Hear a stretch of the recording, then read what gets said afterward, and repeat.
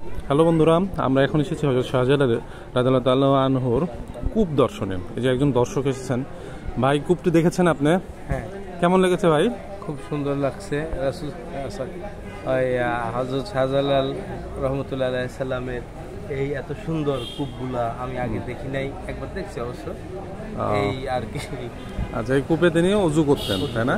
এখন তার নিদর্শন হিসাবে এখন রয়ে গেছে, সেটা আমরা পরিদর্শন করতে হবে। আচ্ছা, চলুন আমরাও দেখে নিই। আচ্ছা ভাই, থ্যাংক ইউ।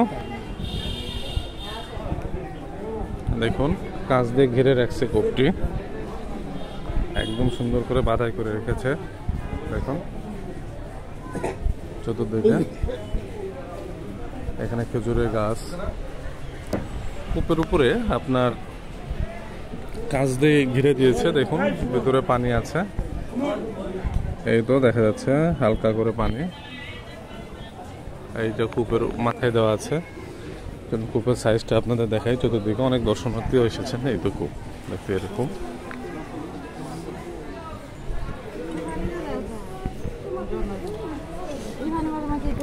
দর্শনার্থী অনেকে এখানে টাকা দান করে।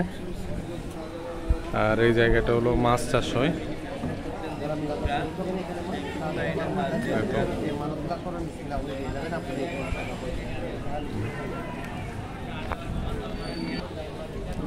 দেওয়ালে যে ফটোগুলো আছে, অনেকে মানত করে এখানে করে আগরবাতি মোমবাতি জ্বালাই।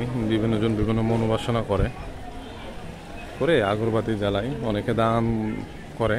দেখুন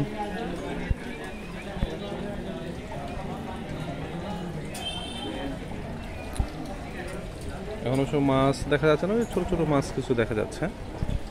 তাই তো। আচ্ছা, ভালো থাকবেন বন্ধুরা, খুব ভালো থাকবেন। এই যে শাহজালাল রাদিয়াল্লাহু আনহু ব্যবহৃত কূপ।